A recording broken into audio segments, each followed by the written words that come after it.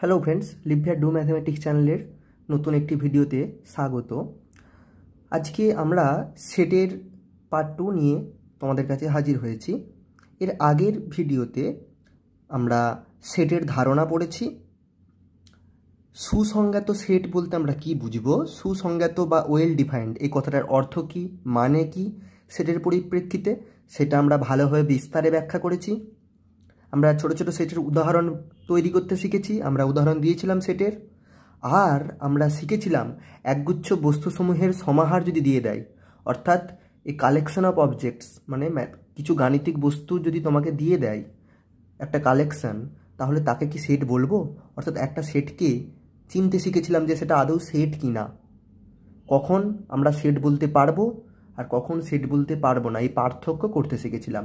তো কিছু এই গুরুত্বপূর্ণ ধারণাগুলো আমরা একদম গোড়ার ধারণাগুলো, যেগুলো না জানলে পরের দিকে অসুবিধা হবে, আগের ভিডিওতে আমরা অনেকটাই শিখেছিলাম।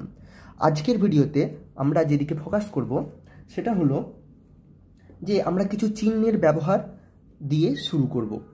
ঠিক আছে,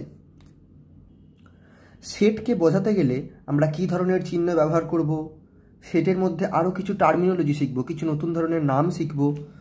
তো ধীরে ধীরে আমরা সেগুলো উদাহরণের মাধ্যমে আস্তে আস্তে শিখব, এবং আমরা আরও শিখব সেটের প্রকাশ পদ্ধতি কী, অর্থাৎ সেটকে আমরা কীভাবে প্রকাশ করব।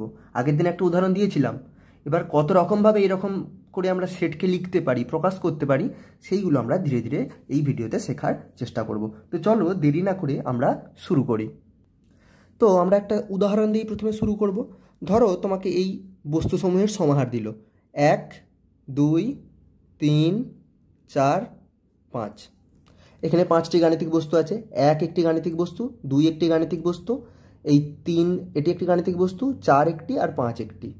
ঠিক আছে, এখন এটা তো একটা সেট, কারণ এখানে 5টা আলাদা আলাদা বস্তু আছে এবং এটা সুসংজ্ঞাত, কারণ এই সেটটা নির্ধারণ করতে আমার কোনো অসুবিধা হচ্ছে না।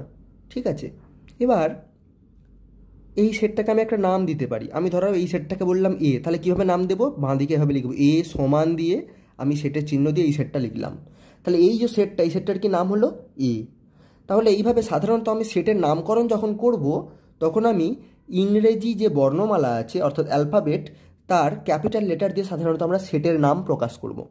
ঠিক আছে, যেমন আমি এইভাবে আরেকটা সেট লিখতে পারি, বি সমান 2, 4, 6, 8, 10, অর্থাৎ 2-এর 5টা গুণিতক এখানে লিখলাম আমি বি দ্বারা।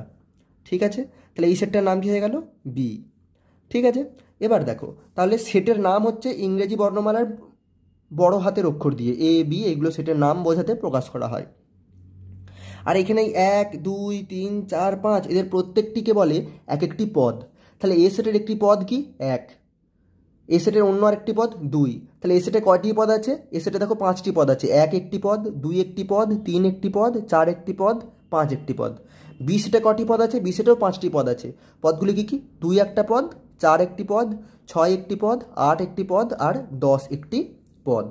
বোঝা গেল? আচ্ছা, তাহলে সেটের পদ বুঝলাম। এবার দেখো আমি আরেকটা সেটের উদাহরণ দিচ্ছি। ধরো আমি ডি লিখলাম, ক্যাপিটাল হাতের ডি। ডি দিয়ে সেটটাকে লিখলাম স্মল এ, স্মল বি, স্মল সি আর স্মল জেড। ঠিক আছে, আমি আরেকটা সেট নিচ্ছি ই। ই দিয়ে আমি ক্যাপিটাল ই দিয়ে কী লিখছি? এ, ই, আই, ও, ইউ। অর্থাৎ ডি সেটে কয়টি পদ আছে? 4টি পদ আছে। এ, বি, সি আর জেড, এই 4টি পদ আছে ডি সেটে। আর ই সেটে কে কে আছে? এ, ই, আই, ও, ইউ, এই 5টি পদ আছে। এবং এই সেটের এই পদগুলি কি? এগুলি দেখো, যেগুলিকে আমরা ভাওয়েল বলি, সেই ভাওয়েল 5টিকে লিখে আমি এই ই সেটটি তৈরি করেছি।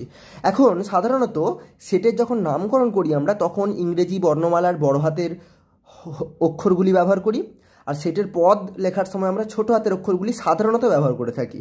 ঠিক আছে, এর নির্দিষ্ট কোনো বিশাল রুল বা নিয়ম যে এটাই নয়, সাধারণত এই নিয়ম মেনে চলা হয়, ফলো করা হয়। ঠিক আছে, তো আশা করি তোমরা পদ কী জিনিস সেটা বুঝতে পেরেছো সেটের।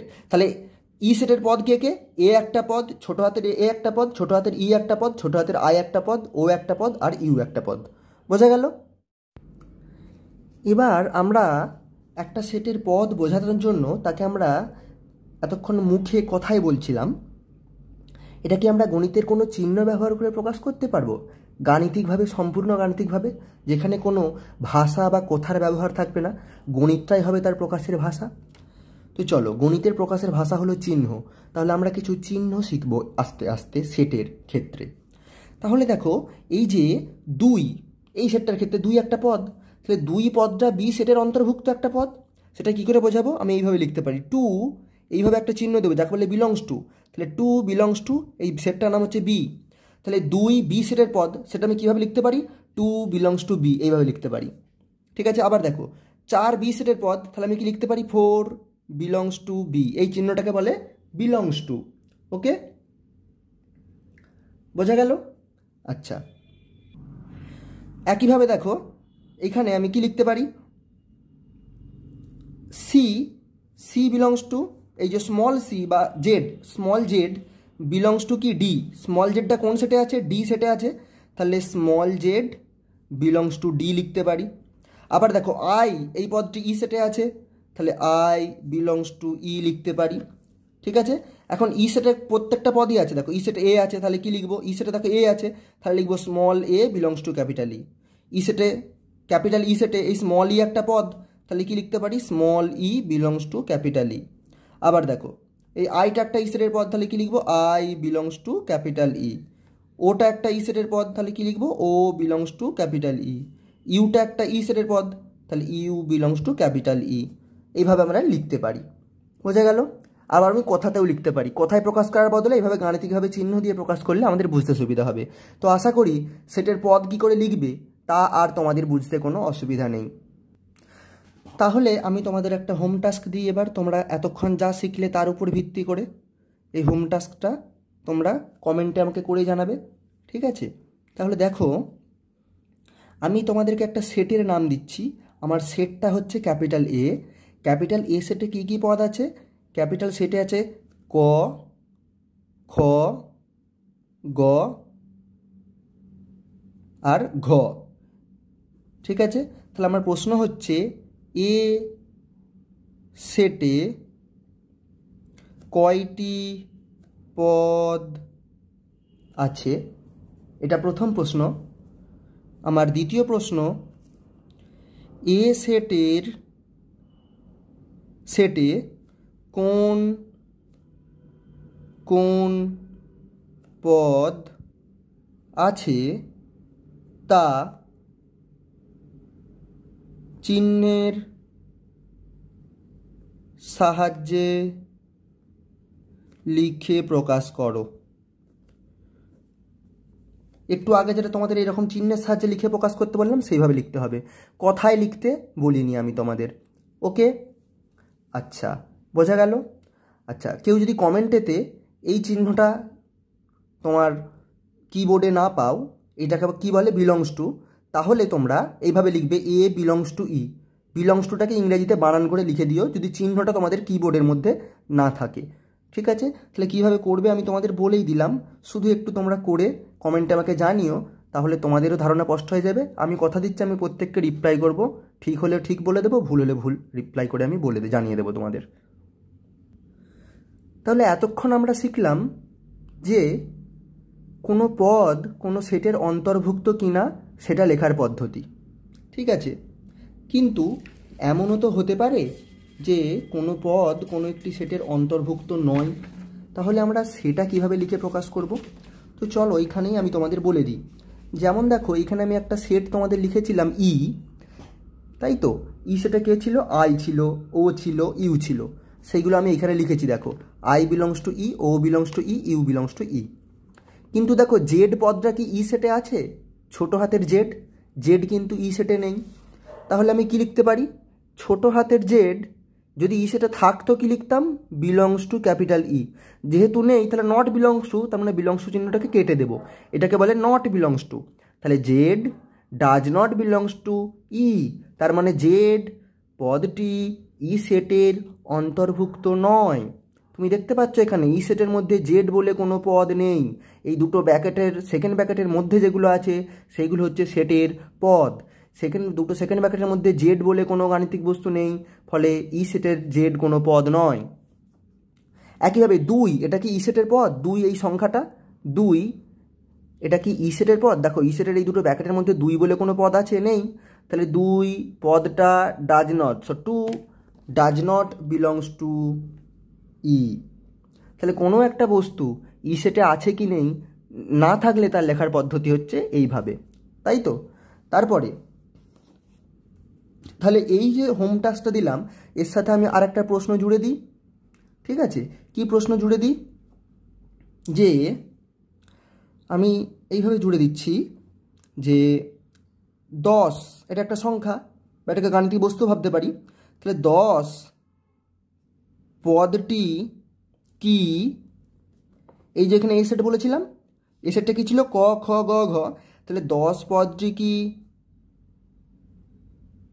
এ সেটের অন্তর্ভুক্ত? তোমাকে হ্যাঁ কি না বলতে হবে। যদি না হয় তাহলে চিহ্নের সাহায্যে লিখে প্রকাশ করো। তাহলে চিহ্নের সাহায্যে তোমাকে লিখে প্রকাশ করতে হবে যে 10 পদটি এ সেটের অন্তর্ভুক্ত কি না। ঠিক আছে, যদি অন্তর্ভুক্ত হয় তাহলে লিখে প্রকাশ করবে কীভাবে তুমি জানো? বিলংস টু চিহ্ন দিয়ে। যদি না হয় তাহলে নট বিলংস টু চিহ্ন, বিলংস টু চিহ্নটা দিয়ে কেটে দেবে। ঠিক আছে, তাহলে হোম টাস্কটা বোঝা গেল। ঠিক আছে, আমরা কিন্তু অনেকটাই এগিয়ে গেছি। এখন আমরা যেটা শিখবো এবার এরপরে, সেটা হলো সেটের প্রকাশ পদ্ধতি। অর্থাৎ একটা সেটকে আমরা কিভাবে প্রকাশ করব, কিভাবে লিখব। সেটের প্রকাশ পদ্ধতি সাধারণত 2 রকমের। এক, সেটা হলো তালিকা বা ছকবন্দীকরণ পদ্ধতি। এটাকে ইংরেজিতে বলে রোস্টার অথবা ট্যাবিউলার। ট্যাবিউলার মানে ছকবন্দীকরণ পদ্ধতি, ওকে, ট্যাবিউলার মেথড। আর দ্বিতীয়টা হচ্ছে সেট নির্মাণ পদ্ধতি বা ধর্মভিত্তিক পদ্ধতি।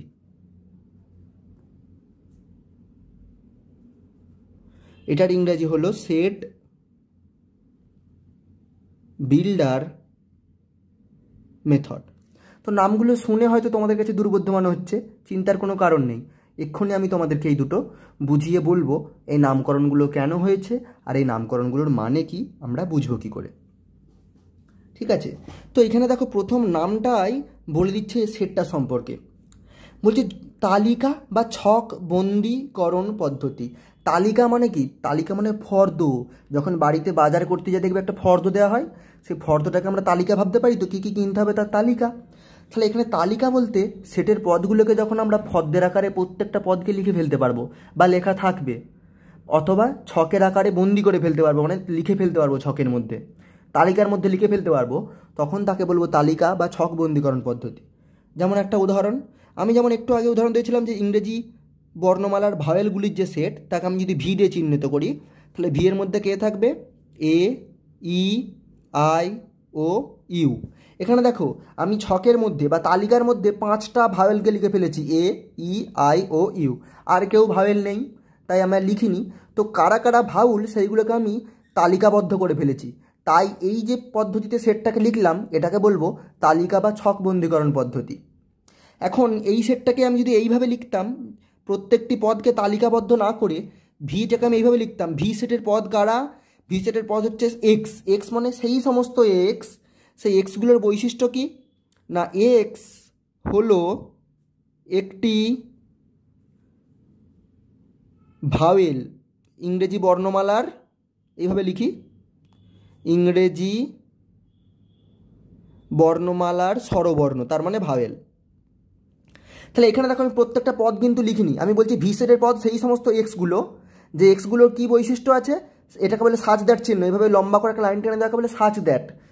এটাকে এইভাবেও লেখা যায়, সাজ দ্যাট চিহ্নটাকে আমি লম্বা লাইন টেনে প্রকাশ করতে পারি, অথবা এরকম দুটো ফুটকি দিয়ে বিসর্গের মতো দুটো চিহ্ন দিয়ে আমি প্রকাশ করতে পারি। ঠিক আছে, তো ভি সেটের পদ হচ্ছে সেই সমস্ত এক্স, সাজ দ্যাট কি কারা? এক্সগুলো কেমন, তাদের কি বৈশিষ্ট্য, না এক্স হলো একটি ইংরেজি বর্ণমালা স্বরবর্ণ, তাহলে এক্সের ধর্ম হচ্ছে এইটা, সে ইংরেজি বর্ণমালা স্বরবর্ণ হবে, তার মানে সে ভাওয়েল হবে। এটাকে বলবো আমি ধর্মভিত্তিক পদ্ধতি। এখন ভিকে আমি এইভাবে লিখতে পারতাম, ভি কি না এইভাবে লিখতে পারতাম, ইংরেজি বর্ণমালার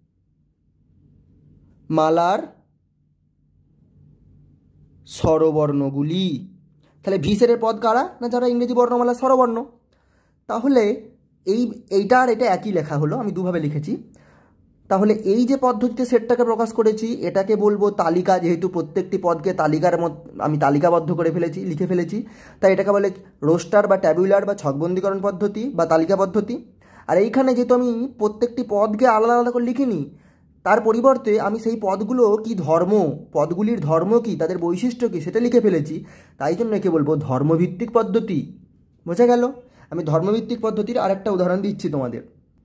তাহলে আমি একটা সেট ধরে লিখছি এইভাবে, এ সেটের পদ কারা, এক্স, সাজ দ্যাটটা আমি এভাবে লাইন টেনে দেবো, সাজ দ্যাট কি না বৈশিষ্ট্য কি, এ সেটের পদ হচ্ছে এক্স, এক্সগুলো কেমন, সাজ দ্যাট এক্সের বৈশিষ্ট্য হচ্ছে এক্স হলো 2 এর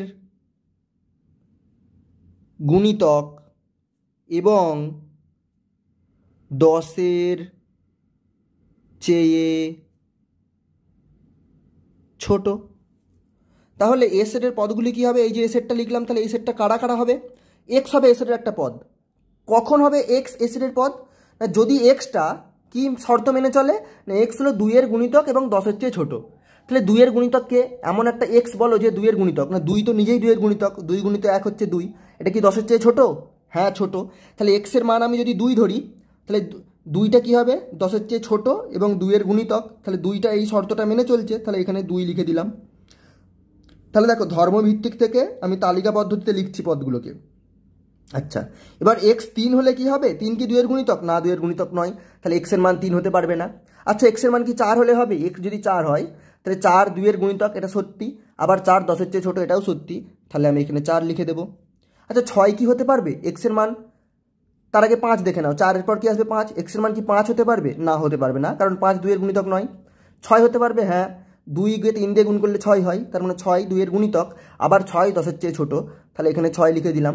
একইভাবে এক্সের মান 7 হতে পারবে না, কারণ 7 2 এর গুণিতক নয়, কিন্তু এক্সের মান 8 হতে পারবে, কারণ 8 2 এর গুণিতক এবং 10-এর চেয়ে ছোটো, তাহলে 9 এক্সের মান 9 হতে পারবে না, কারণ 2 এর গুণিতক নয়, 9 2 এর গুণিতক হবে না সেই কারণে। আর এক্সের মান 10 হতে পারবে কি, 10 যদি হয় 10টা 2 এর গুণিতক, কিন্তু 10 10-এর চেয়ে ছোট নয়, তাহলে 10 এখানে বসাতে পারবো না। আর এক্সের মান 10-এর চেয়ে যে কোনো বড় সংখ্যা হলে এই শর্তটা মেনে চলবে না, সে 10-এর চেয়ে কোনো সংখ্যা কখন বড় সংখ্যা, 10-এর চেয়ে কোনো বড় সংখ্যা কখনোই 10-এর চেয়ে ছোটো হতে পারবে না, তাহলে এক্সের মান 10-এর উপরে তো নিতে হতেই পারবে না। তাহলে এক্সের মান কী কী হতে পারবে, 2 4 6 আর 8, ঠিক আছে। তাহলে এই সেটটা হয়ে গেল এটাই। তাহলে আশা করি এইটা তোমাদের বুঝতে কোনো অসুবিধে হয়নি। আমি তোমাদেরকে আর একটা উদাহরণ দিচ্ছি এইভাবে, যাতে করে তোমাদের বুঝতে আর কোনো অসুবিধাই না থাকে, তোমরা স্পষ্টভাবে বুঝে যাও সেই কারণে। তাহলে এবার আমি তোমাদেরকে একটা প্রশ্ন সমাধান করে দেখিয়ে দিই কীভাবে তোমরা ভাববে, কীভাবে উত্তর করবে।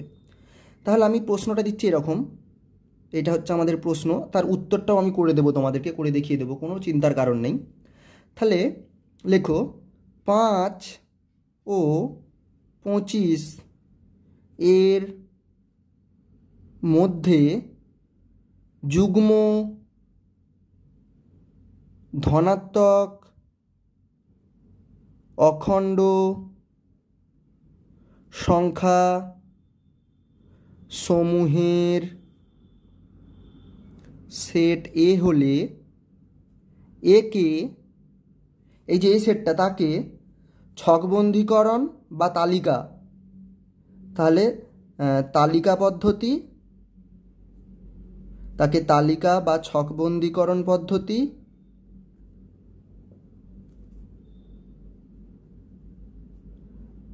এবং ধর্মভিত্তিক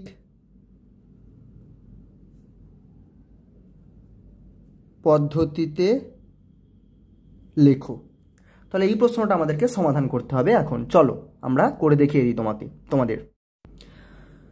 তো তাহলে দেখো, প্রথমে একে আমরা ধর্মভিত্তিক পদ্ধতিতে প্রথমে লিখব আর ছকবন্দীকরণ পদ্ধতিতে লিখব, এইভাবে আমাদের করতে হবে। তো তোমরা প্রথমে তালিকা বা ছকবন্দীকরণ পদ্ধতি করতে পারো, তারপরে ধর্মভিত্তিক পদ্ধতি লিখতে পারো, কিন্তু আমি প্রথমে ধর্মভিত্তিক পদ্ধতিতে লিখব, কারণ আমি বুঝতে পারছি এটুকু যে তোমাদের বুঝতে যদি অসুবিধা হয়, ধর্মভিত্তিক পদ্ধতিটাই বুঝতে একটু অসুবিধা হতে পারে। ঠিক আছে?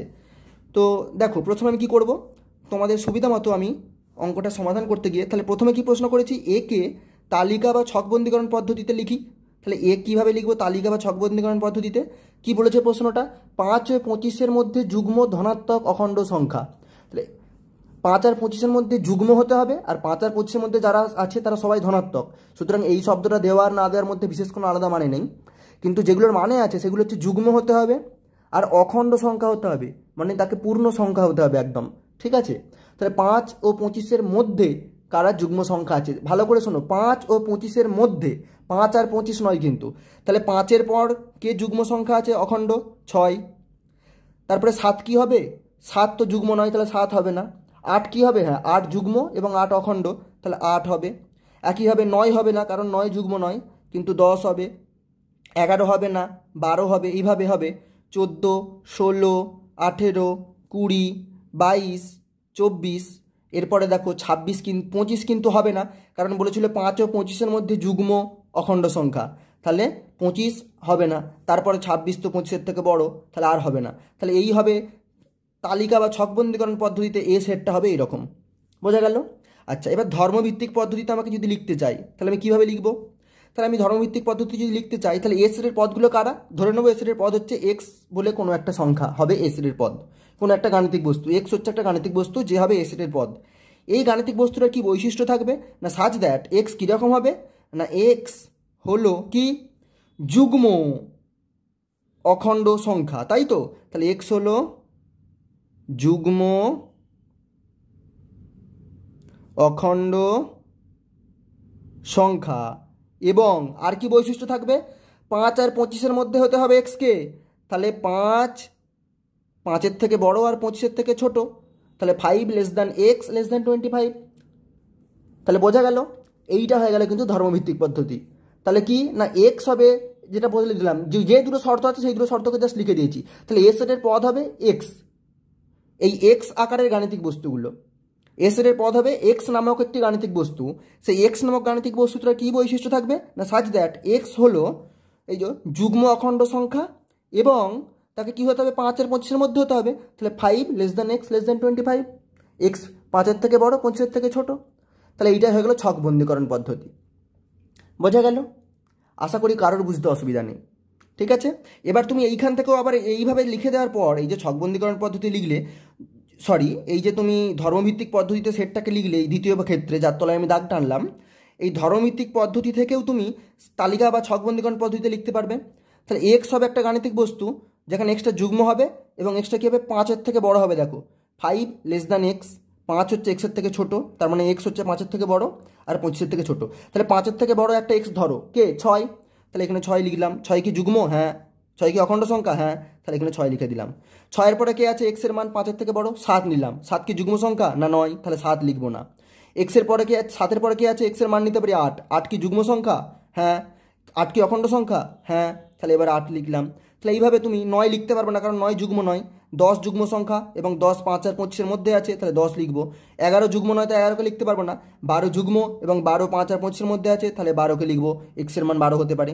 তো এইভাবে লিখতে লিখতে 14 16 আগের মতো একইভাবে 18 20 22 24 পর্যন্ত আমি লিখে ফেলবো। আর 25কে নিতে পারবো না, কারণ 25 তো 25-এর সমান হয়ে যাচ্ছে, 25 থেকে ছোট হচ্ছে না, তাহলে 25কে নিতে পারবো না। আর 25 যুগ্মও নয়, তারপর থেকে আর কোনো সংখ্যাকে নিতে পারবো না, কারণ তারা কেউই 25-এর ছোট হবে না। তাহলে এইভাবে কিন্তু সেটকে আমি ছকবন্দীকরণ এবং ধর্মভিত্তিক উভয় পদ্ধতিতে লিখতে পারি এবং প্রকাশ করতে পারি।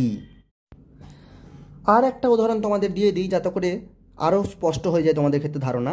তাহলে প্রশ্নটা হচ্ছে ধনাত্মক অখণ্ড সংখ্যা সমূহের, তাহলে ধনাত্মক অখণ্ড সংখ্যা সমূহের অন্যোন্যক গুলির সেট সি। তাহলে এবার এই সি সেটটাকে আমরা কীভাবে লিখব? তাহলে প্রথমে আমি ধর্মভিত্তিক পদ্ধতিতে লিখব। তাহলে সি সেটটাকে আমি এভাবে লিখতে পারি, না সি সেটের পদ হবে কারা? এক্স আকারের গাণিতিক বস্তুগুলি। সাজ দ্যাট, কেমন হবে সেই এক্সগুলির বৈশিষ্ট্য? না এক্সকে হতে হবে ধনাত্মক অখণ্ড সংখ্যা, ঠিক আছে, তাদের অনন্যক। তাহলে এক্স কী হবে? এক্স হবে একটা ধনাত্মক অখণ্ড সংখ্যা, ঠিক আছে।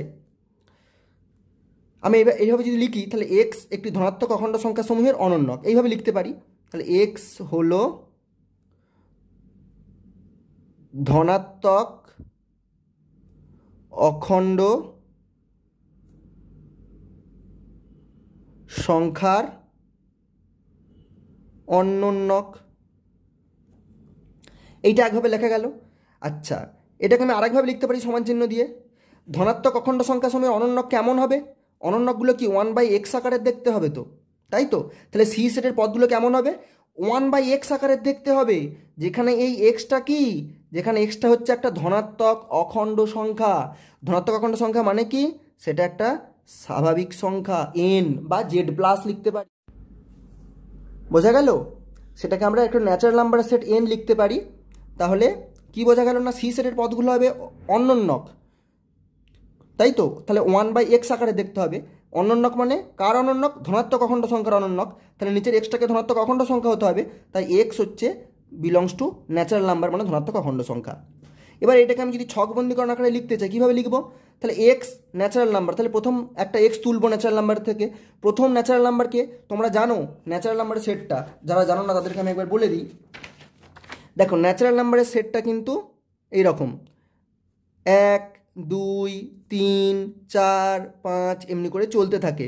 যত তুমি অখণ্ড সংখ্যা তুলতে থাকবে বাড়তে থাকবে, শেষ হবে না। সাধারণত দেখো ন্যাচারাল নাম্বারের সেটটা কীভাবে লিখবে? এইভাবে লিখবে 1 2 3 4 5 6 এভাবে চলতে থাকছে। তাহলে যখন কোনো সেট শেষ হবে না, অজস্র পদ তারপরে থাকবে, তুমি লিখে শেষ করতে পারবে না, সেটা বোঝানোর জন্য 3টে ডট দিয়ে সাধারণত গণিতে বোঝানো হয়। 3টে ডট, এটা হচ্ছে একটা লেখার মেথড, ঠিক আছে। সাধারণত 3টে ডট দিয়ে বোঝানো হয়। 1 2 3 4 5 6, তুমি যেখানে খুশি থামতে পারো, এরপরে 7 লিখেও থামতে পারতে। তো তারপরে যে আরও অজস্র অসংখ্য পদ আছে যা তুমি লিখে শেষ করতে পারবে না, সেটা বোঝানোর জন্য তোমাকে তার শেষে 3টে পদ দিতে হবে, ঠিক আছে। এই 3টে ডট দিতে হবে, দিয়ে তোমাকে সেটের চিহ্ন শেষ করতে হবে। তাহলে ন্যাচারাল সংখ্যার সময় সেট হলো এইটা। তাহলে এবার আমাকে কি করতে হবে? আমি কি বলেছি? না সি সেটের পদগুলো দেখতে কী হবে? অনন্যক মানে 1/x আকারের, যেখানে এক্সটা হচ্ছে স্বাভাবিক সংখ্যা মানে x belongs to natural number. তাহলে এই ন্যাচারাল নাম্বার সেট থেকে একটা করে এক্স তুলবো আর একটা করে পদ আমি পাবো। তাহলে ন্যাচারাল নাম্বার সেট এই যেখানে আছে, প্রথম এক্স পদকে 1, তাহলে এক্সের মান যখন 1 হবে তাহলে এইটা কী হবে? সি সেটের পদ কী হবে? 1/1, তার মানে 1। তারপরে ন্যাচারাল নাম্বারটা কি আছে? 2।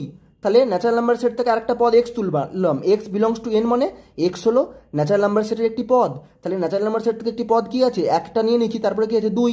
তাহলে এক্সের মান 2 হবে, 2 হলে কি হবে? 1/2 একটা পদ হয়ে যাবে। তারপরে আরেকটা পদ তুলবো, 3 একটা পদ, তাহলে এক্সের মান 3 হবে, তাহলে 1/3 হয়ে যাবে আরেকটা পদ এই সি সেটের।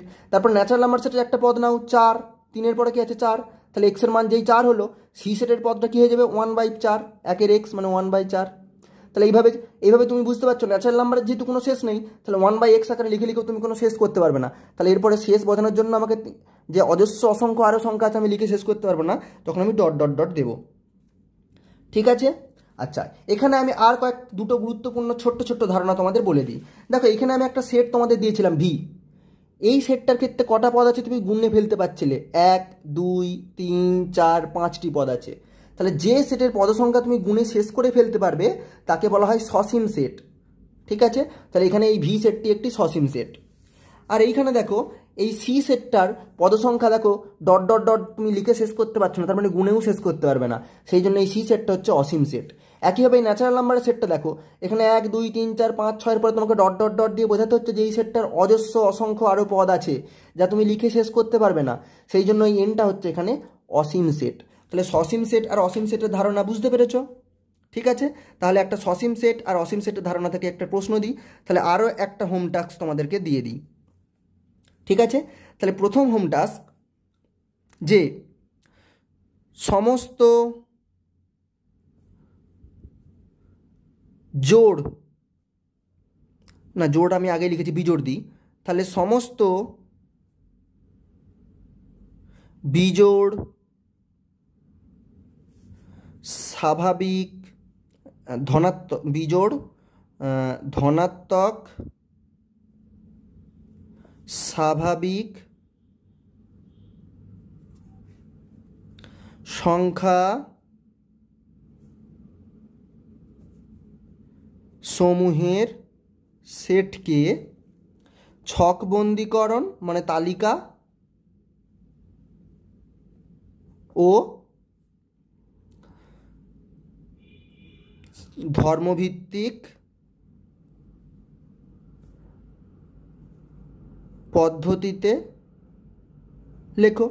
তাহলে দুটো পদ্ধতি তোমাকে লিখতে হবে, ছকবন্দীকরণ আর ধর্মভিত্তিক দুটো পদ্ধতিতে লিখবে। কাদেরকে না? বিজোড় ধনাত্মক স্বাভাবিক সংখ্যাসমূহের সেটকে। তারপরে কি লিখবে? তারপরে বলতে হবে ইহা কি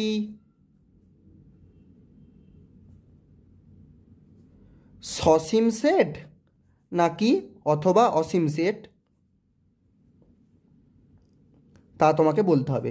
ইহা সসীম সেট না অসীম সেট, আমি তো অর দিয়ে লিখেছি। ইহা কি সসীম সেট নাকি অসীম সেট, এই যে সেটটা তুমি তৈরি করলে লিখলে সেটা কি সসীম সেট হবে না অসীম সেট হবে। তো কমেন্টে তোমাদের উত্তরের অপেক্ষায় রইলাম বন্ধুরা। আর আমার টেলিগ্রাম চ্যানেলে তোমরা যোগ হতে পারো, জয়েন হতে পারো, হোয়াটসঅ্যাপ চ্যানেলেও জয়েন হতে পারো। এই ভিডিও ডিসক্রিপশনে লিঙ্ক দিয়ে রাখছি, সেখানেও তোমরা অ্যান্সার লিখে পাঠাতে পারো। ভিডিওটা পাবলিশ হওয়ার সাথে সাথে যারা রিপ্লাই করো তাদেরকে আমি অনেক সময় তারা ভালো উত্তর করলে তাদের উত্তর আমি আমার কমিউনিটিতে পোস্ট করি। তো তোমরা যদি সেই কমিউনিটিতে তোমাদের উত্তর পোস্ট পেতে চাও, যে তোমাদের উত্তর আমার চ্যানেলের কমিউনিটিতে পোস্ট হোক, তো তাহলে তোমাদেরকে কিন্তু খুব তাড়াতাড়ি এই ভিডিওটার শেষ পাবলিশ হওয়ার সাথে সাথে রিপ্লাই করতে হবে আমার টেলিগ্রাম চ্যানেলে, বা তোমরা ডাইরেক্ট ইউটিউবে কমেন্ট করতে পারো। আমি অনেক সময় কমেন্ট থেকেও স্ক্রিনশট নিয়ে আপলোড করে দিই আমার কমিউনিটিতে যারা ভালো উত্তর করে। তো সবার জন্য সুযোগ আছে। আমি তোমাদের রিকোয়েস্ট করব তোমরা ভালোভাবে উত্তরটা লিখে খুব শীঘ্রই রিপ্লাই করো। থ্যাংক ইউ ফ্রেন্ডস, তোমাদের উত্তরের অপেক্ষায় রইলাম, সঙ্গে থাকো। পরের ভিডিওতে আমি শীঘ্রই হাজির হব। আজকের ভিডিওটা এখানেই শেষ করছি।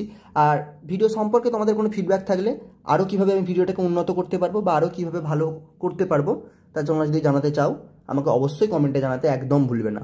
ওকে, আজকের ভিডিওতে এই পর্যন্তই।